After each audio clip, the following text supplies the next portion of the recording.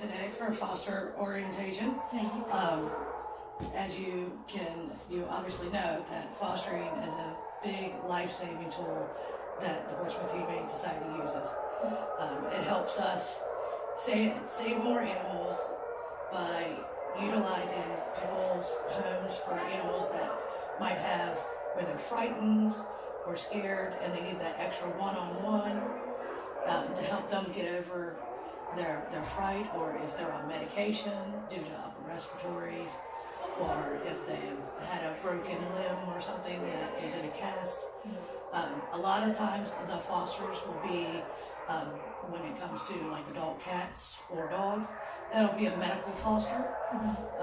Due to one of those reasons, a lot of times with a dog it might be a cast with a broken bone in their front leg or their back leg. Right. Sometimes if they have to have one of their limbs amputated, the recovery time, we might say, hey, would you foster, and things like that. So obviously with the fostering, a lot of it will be animals that are sick. But we supply all of the medical needs, medication. Our supervising vet of the shelter, will set up a treatment plan for them. Generally we'll do like a 2-week checkup kind of thing, where they'll come in every 2 weeks for updates, checkups. But during that time, if there's emergency through the night or whatever, we have a foster phone, which is with a staff member 24 hours a day, so that if you have that emergency after the shelter's closed and you're unsure what to do, you would call us and we can advise you whether that's okay. So you're saying that they threw up, as an example. What does it look like? Because a lot of times, just like when you call your doctor, what does it look like and things like that. What's in it, kind of thing. Because sometimes it'll just be that their stomach got upset because they got overexcited, and then we'll be able to gauge whether it's okay. Can you bring them in the morning to have us have a look at them and things like that, or if it's something where we need to send you to the emergency vet. Our emergency vet right now is the Cove, which is in Suffolk. Or kind of Harborview area.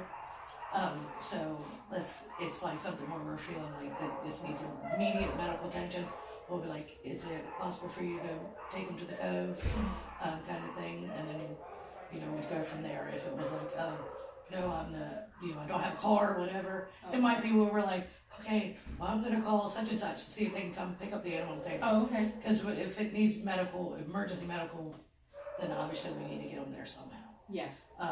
But we understand that lots of different situations, that may be a one-car household and somebody might be at work, etc. So, obviously, we will make contingencies however we got to do it. So the kind of things that we ask of our fosters, obviously provide a safe place for the animal to adapt to, recover, teach them good social skills, like playing and things like that. And with a lot of times it'll be little, kittens, there'll be litter kittens or things, but we always have tons of litter kittens throughout the year. It's taking a breather right now, so that's good. So you'll want to, if it's a litter kitten, you'd want to socialize with them, teach them, here's toys and things like that. Yeah, definitely.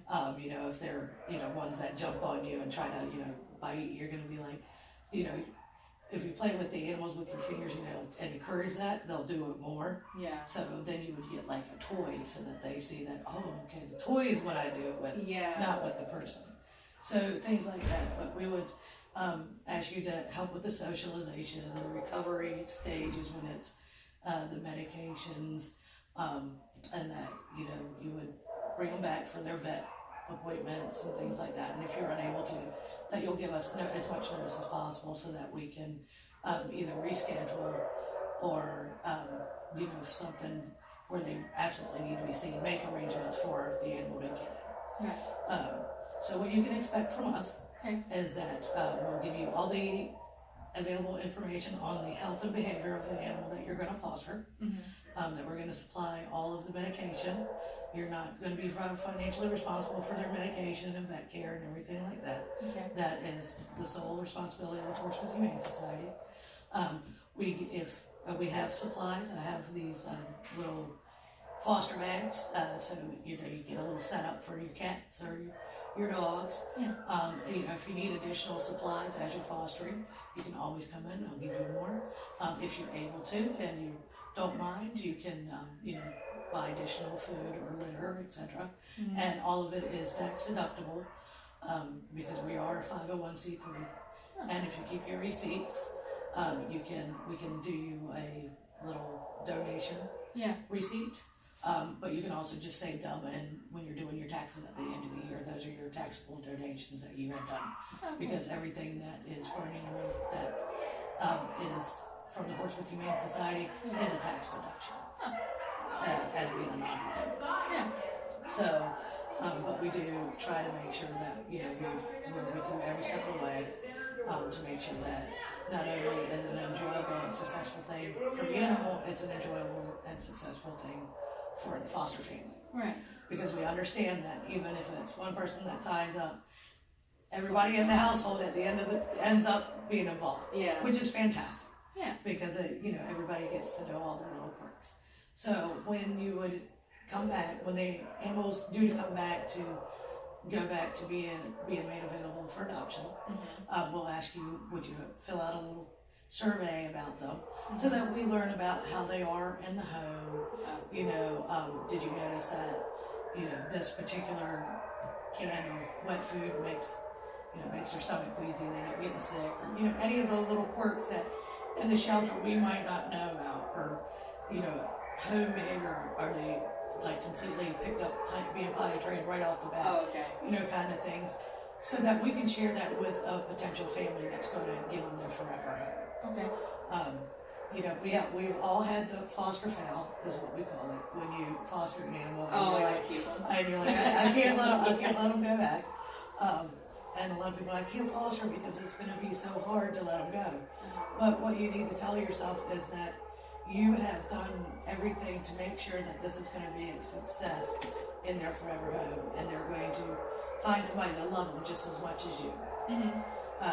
But of course, if you end up being like, I've got to adopt this kitten or this dog, or obviously, well, that is fine too. We just hope that you will still foster. Right. So there is lots of benefits to being a foster. Okay.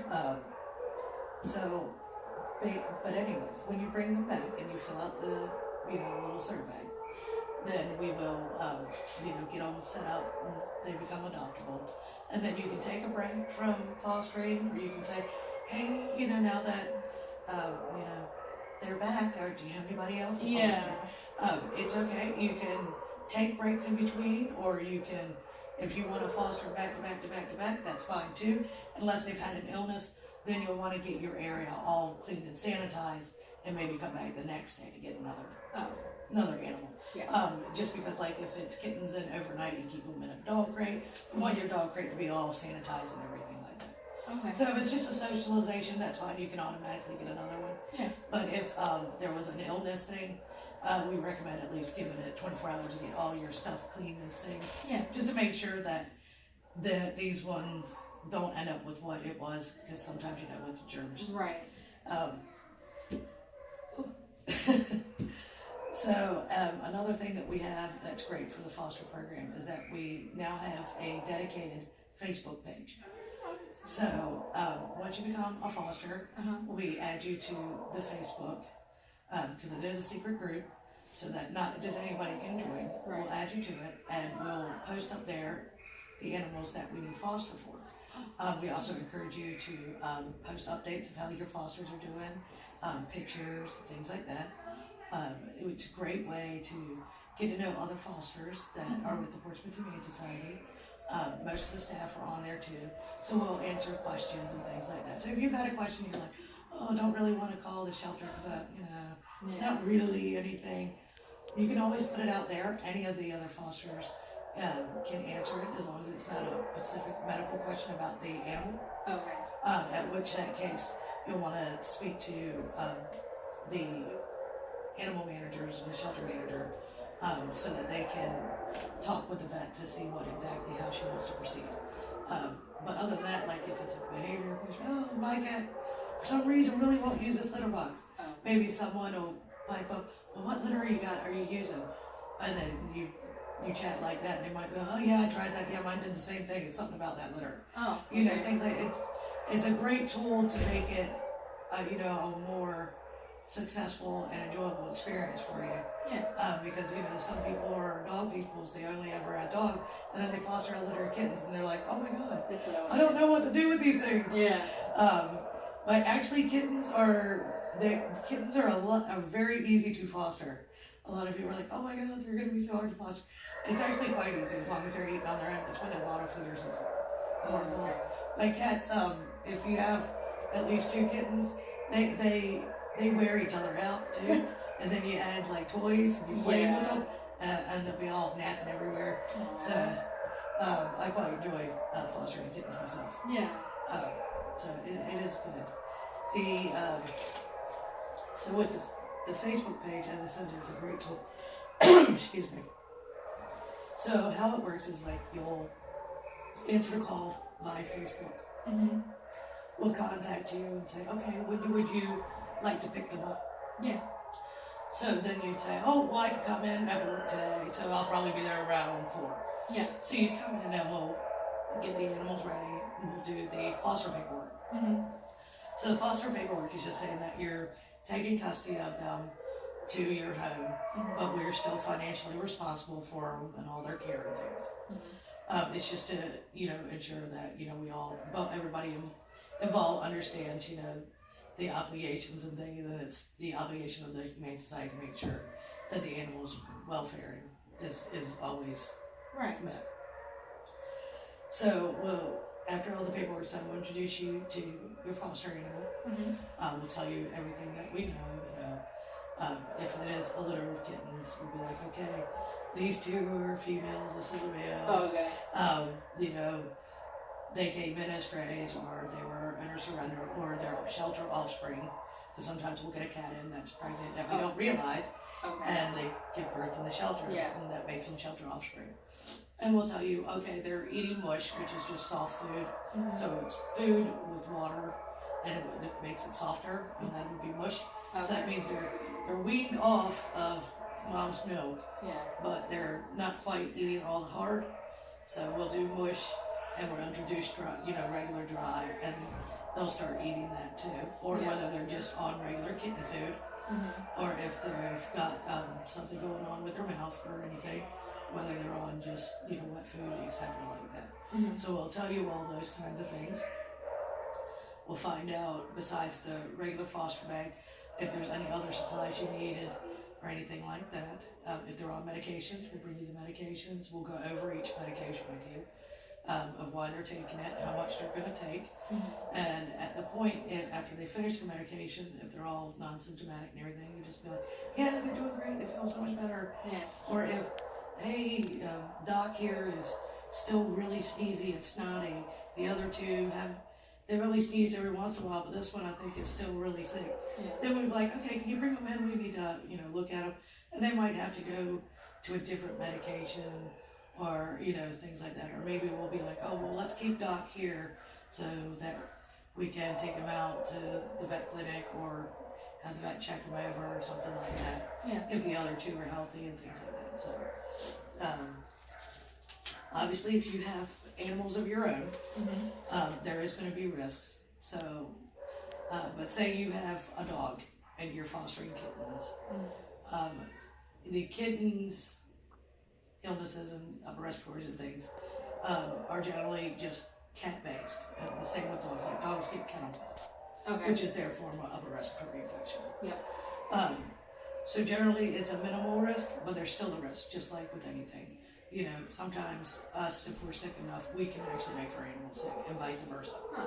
Because there's certain things that are broad-based for every creature, Yeah. and then there's some that are just, you know, canine specific or feline specific and things like that. So we always recommend, if you do get some animals that are on medication. You keep them separate from your current animals until that they've gotten to the stage where they've recovered. Then you can introduce them to your animals, and things like that. But that's just to protect your animals and yourself, because we can only treat the animals that we're responsible for. If one of ours got yours sick, we're not able to treat yours, unfortunately. So that's why we want to make sure that you keep the risk to a minimum. So we always say make sure you do, your good hand washing practices. Wherever you keep, the animal, it's always good to keep some sanitizer, just to make sure that you're killing any germs so that you're not spreading them to your animal. Okay. So, as I said, with the contacting PHS, you can contact us through the Facebook, via the shelter phone. We have a foster hotline.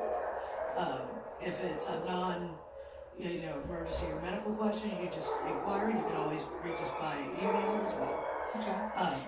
So we're always available to you anytime that you need something. And also, it's very encouraged when you're fostering. You can take loads of pictures of your animal, post it on social media.